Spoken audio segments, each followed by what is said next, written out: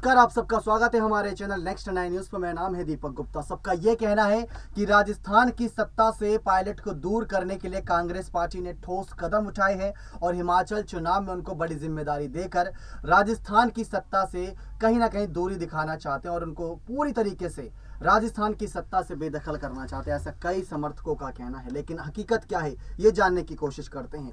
सोनिया गांधी का फैसला राजस्थान की सत्ता में कुछ नहीं आया। केसी वेणुगोपाल तो ये कह गए थे कि अगले 2 दिन के अंदर राजस्थान की सत्ता पर सोनिया गांधी फैसला करेंगी कि क्या सीएम पद पर बने रहेंगे गहलोत या सचिन पायलट की नियुक्ति सीएम पद पर होगी। ऐसे कई सारे कयास लगाए गए। जब कोई यहाँ पर चुप्पी साधे रहेगा तो कयासों का बाजार तो गर्म रहेगा ही रहेगा, और कयासों का बाजार इस बात को लेकर भी गर्म ज्यादा था कि आखिर सत्ता परिवर्तन क्यों नहीं हो रहा राजस्थान में विधायकों के कदम के बावजूद भी। विधायकों ने जो कदम उठाया वो सचमुच कह सकते हैं गैर जिम्मेदाराना था, क्योंकि एकदम से ही बाणे विधायकों का इस्तीफा सवाल कई खड़े करता है।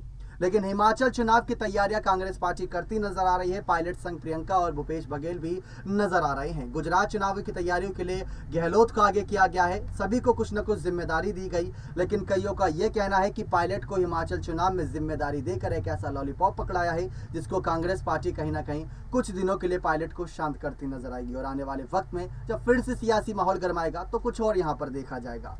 बीच में आप सभी ने देखा था जब ईडी की जांच हो रही थी नेशनल हेराल्ड केस पर सोनिया गांधी और राहुल गांधी पर, तो वहां पर कहा गया था कि पायलट को जो जिम्मेदारी दी गई थी, पायलट बचाने के लिए आए थे सोनिया राहुल को, उनके साथ गहलोत संग कई सारे नेता और भी थे, जेल की सलाखों के पीछे तक गए थे।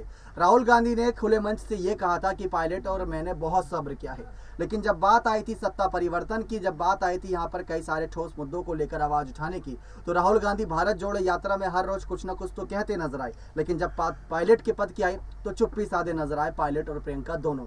भले ही 29 तारीख को पायलट और गहलोत की मुलाकात करने के बाद प्रियंका गांधी ने भी सोनिया गांधी से मुलाकात करी, लेकिन कुछ भी तस्वीर साफ होती नजर नहीं आई। अब हिमाचल चुनाव में जो पायलट को जिम्मेदारी दी गई है, उस जिम्मेदारी पर भी कई सारे सवाल खड़े किए जा रहे हैं। यानी कि पायलट को एक बार फिर से अपने आप को प्रूव करना होगा कि उनके अंदर सचमुच बहुत दम है। जैसा कि आम आदमी पार्टी के लिए राघव चड्ढा करते आए, समय समय पर दिल्ली की राजनीति के बाद उन्हें पंजाब में जिम्मेदारी दी गई, पंजाब में उन्होंने सरकार बना के दिया आम आदमी पार्टी की, तो उन्हें गुजरात चुनाव की ओर भेजा गया। वैसे ही कुछ चुनौती पायलट के लिए भी है कि पायलट को पहले राजस्थान की सत्ता में आजमाया गया। जब 2018 में वो कामयाब रहे तो उसके बाद 2022 के चुनावों में, हिमाचल चुनावों में उनको जिम्मेदारी दी गई।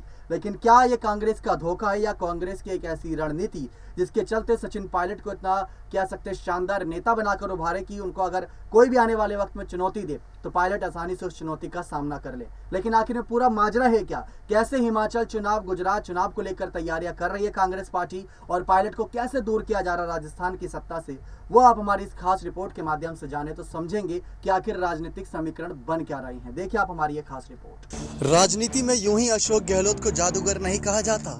तीक्ष्ण नजर और किसी भी वक्त किसी भी स्थिति को उलटकर मनचाहा असर लेना गहलोत को ही आता है। गहलोत की राजनीतिक गहराई का आकलन न तो अमित शाह कर पाए और न ही आजकल चर्चा में आए नई दिल्ली के आला कमान।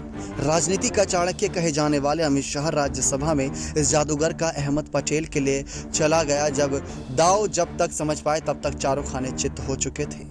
अशोक गहलोत का अगर राजनीति का अमिताभ बच्चन कहें तो गलत नहीं होगा। फिर चाहे वह पहली बार मदेरणा को पटखनी देकर मुख्यमंत्री की बनने की बात हो या फिर सचिन पायलट की उड़ान रोककर तीसरी बार मुख्यमंत्री बनने की, आज भी राजस्थान की राजनीति में लाइन वहीं से शुरू होती है जहां अशोक गहलोत खड़े होते हैं। उम्र के मामले में दोनों ही किरदार अपने आप में उम्रदराज हैं। हिमाचल प्रदेश का चुनाव आ गया है, तब तक कांग्रेस अध्यक्ष की तलाश पूरी हो जाएगी और फिर आला कमान सारे नेताओं को हिमाचल प्रदेश चुनाव की उतार देगा, फिर चाहे गहलोत हो या फिर पायलट। इसके बाद फिर गुजरात चुनाव की रणनीति तय की जाएगी। इस बीच में कहीं भी ऐसा अवसर नहीं आने जा रहा है सचिन पायलट मुख्यमंत्री कुर्सी पर काबिज हो सके। इसी समय को लेकर गहलोत ने अपनी गोटियां फिट की थी, क्योंकि अब जैसे कोई कुर्सी का नाम लेगा गहलोत चुनाव का नाम लेंगे और फिर आला कमान चुप। हिमाचल प्रदेश में कांग्रेस की सरकार बनाने में वहां पर्यवेक्षक बनाए गए राजस्थान के पूर्व डिप्टी सीएम सचिन पायलट की भूमिका भी अहम रहने वाली है। हिमाचल प्रदेश के लिए छत्तीसगढ़ के सीएम भूपेश बघेल को और गुजरात के लिए राजस्थान के सीएम अशोक गहलोत को वरिष्ठ पर्यवेक्षक पहले ही बनाया जा चुका है।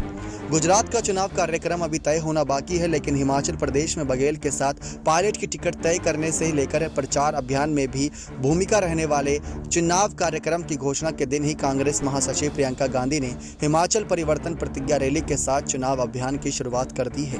कांग्रेस का प्रयास रहेगा कि भाजपा को हिमाचल प्रदेश में फिर से सरकार बनाने से रोके। प्रियंका की रैली को मौके पर सचिन पायलट ने ट्वीट भी किया कि हिमाचल प्रदेश के बागवानों, किसानों, युवाओं और महिलाओं के हितों व उनके अधिकारों की रक्षा के लिए कांग्रेस ने आज जो हिमाचल परिवर्तन प्रतिज्ञा ली है वो प्रदेश की उन्नति व प्रत्येक वर्ग की खुशहाली के लिए कल्याणकारी सिद्ध होगी। लेकिन जैसा कि जानकारी दी गई कि गहलोत के जैसे ही सीएम कुर्सी से हटने की बात सामने आएगी, वो गुजरात चुनाव और हिमाचल चुनाव को आगे रख देंगे। तो क्या एक बार फिर से गहलोत जादूगरी करके दिखाए और पायलट को कुर्सी से दूर कर दिया? जी हाँ, ये बहुत बड़ी जानकारी है कि सचिन पायलट की मुख्यमंत्री कुर्सी काबिज हो सके। अब ऐसी हालत में कांग्रेस पार्टी नजर नहीं आ रही है, क्योंकि पहले अध्यक्ष चुनाव कांग्रेस के और उस बीच फिर यहाँ पर हिमाचल चुनाव, फिर गुजरात चुनाव और जैसे जैसे तारीखें आगे बढ़ेंगी वैसे वैसे राजस्थान का चुनाव भी नजदीक आ जाएगा। और कोई भी सरकार नहीं चाहेगी कि चुनाव से कुछ ही महीनों पहले अपना मुख्यमंत्री चेहरा बदल दे।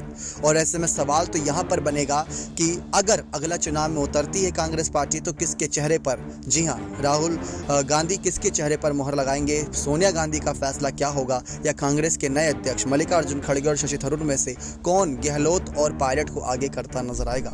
इनकी लड़ाई काफी मजेदार है और आने वाले वक्त में यहाँ पर इस लड़ाई को देखना और दिलचस्प रहेगा कि आखिर इस लड़ाई का निष्कर्ष कहां निकलता है। क्या कांग्रेस पार्टी पायलट के साथ धोखेबाजी कर रही है? ये आपका क्या मानना है? क्योंकि कांग्रेस पार्टी हमेशा से ही पायलट को सत्ता की लड़ाई में कभी भी सपोर्ट ज्यादा करते खुले तौर पर नजर नहीं आई। भले ही राहुल गांधी ने कहा कि इनका सब्र बहुत लाजवाब है, भले ही सोनिया गांधी ने बैठक करी, लेकिन खुलकर यानी जनता के बीच कोई भी कवायद, कोई भी बात नहीं रखी गई। ये अपने आप में बहुत बड़ा पेचीदा सवाल है। नेक्स्ट 9 न्यूज रूम की रिपोर्ट। देखा आप सभी ने किस तरीके से यहाँ पर कई सारे सवालात उठाए गए सचिन पायलट की भूमिकाओं को लेकर, लेकिन ऐसा नहीं है। पायलट को समय समय पर कांग्रेस पार्टी ने कुछ न कुछ बड़ी जिम्मेदारी सौंपी है, चाहे वो उप मुख्यमंत्री के रूप में यहाँ पर जिम्मेदारी हो या प्रदेश अध्यक्ष के रूप में जिम्मेदारी हो। भले ही पायलट ने उन जिम्मेदारियों से अपने कदम पीछे करे, लेकिन सवाल वहां पर भी बहुत सारे बन रहे थे। अब इन्हीं सारे सवालों को लेकर आने वाले वक्त में भी सियासत गरमाएगी कि पायलट को लेकर आने वाले वक्त में सियासत क्या कहती है राजस्थान की। और राजस्थान की सत्ता परिवर्तन के लिए गहलोत तो पूरी तरीके से तैयार थे। उनका यह तक कहना था कि अगर राजस्थान में कुछ सत्ता परिवर्तन होते हैं तो पूरी तरीके से तैयार हूं और आने वाले वक्त में जो भी चुनौती होगी उन चुनौतियों का सामना मैं करता नजर आऊंगा। लेकिन पायलट ने वहां पर भी अपनी भूमिका दिखाई और पायलट अब यहां पर भी अपनी भूमिका दिखा रहे हैं। लेकिन क्या आपको लगता है पायलट हिमाचल चुनाव में अपने आप को पूरी तरीके से साबित कर पाएंगे? क्योंकि जो जिम्मेदारी दी गई है उसको तो निभाना पड़ेगा ही निभाना पड़ेगा। पायलट ने भी खामोशी साधे रखी थी, पूरी तरीके से चुप थे और उसी चुप्पी का फायदा विपक्षी खेमे ने उठाया। इस्तीफा तक दिया, विधायकों ने धमकी तक दी, उसके बाद माफी भी मांग ली। सब कुछ ऐसा लग रहा है राजस्थान में सही हो चुका है, फिर से सब मामला पटरी पर आ चुका है। लेकिन अब सवाल जितने भी खड़े हुए हैं उन सवालों का जवाब पायलट को आने वाले वक्त में अपने कामों से देना होगा कि अगर राजस्थान की सत्ता हासिल करनी है तो हिमाचल चुनाव में अपने आप को साबित करना होगा। और अगर गुजरात चुनाव में गहलोत ने अपने आप को साबित कर दिया तो पायलट का एक बार फिर से पत्ता साफ होता नजर आएगा। क्योंकि गुजरात में बहुत मुश्किल है बीजेपी अपना दमखम दिखा पाए, लेकिन जितनी सीटों का टारगेट लेकर चली होगी कांग्रेस पार्टी, अगर उतनी सीटों पर गहलोत अपना कमाल दिखा देते हैं एक मुख्य कर्ता के तौर पर, तो यहाँ पर उनकी भी बहुत बड़ी जीत कहलाएगी। तो पायलट और गहलोत इस समय दो ऐसी कड़ी है यहाँ पर कांग्रेस पार्टी के लिए, एक युवा तो एक सबसे एक्सपीरियंस। क्योंकि गुलाम नबी आज़ाद, हार्दिक पटेल जैसे नेता हमने देखे युवा और एक्सपीरियंस जिन्होंने इस्तीफा दिया नेतृत्व को निशाना साधते हुए। लेकिन पायलट और गहलोत अभी भी साथ हैं और ये पार्टी का नेतृत्व अपने दम से साफ करना चाहते हैं। इसी वजह से इन पर कई सारे सवाल रहते हैं इनके पदों को लेकर कि इनका पद क्या होगा। अब देखना यही दिलचस्प रहेगा कि राजस्थान की सत्ता में आने वाले वक्त में क्या और सियासी मोड़ देखने को मिलते हैं। बने रहे चैनल के साथ ऐसी और तमाम जानकारियों के लिए। लेकिन आपको क्या लगता है कि राजस्थान की सत्ता में काबिज रहने चाहिए सचिन पायलट? क्या उनको सीएम पद देना चाहिए? अपनी राय कमेंट सेक्शन में जरूर रखिएगा। बहुत बहुत धन्यवाद।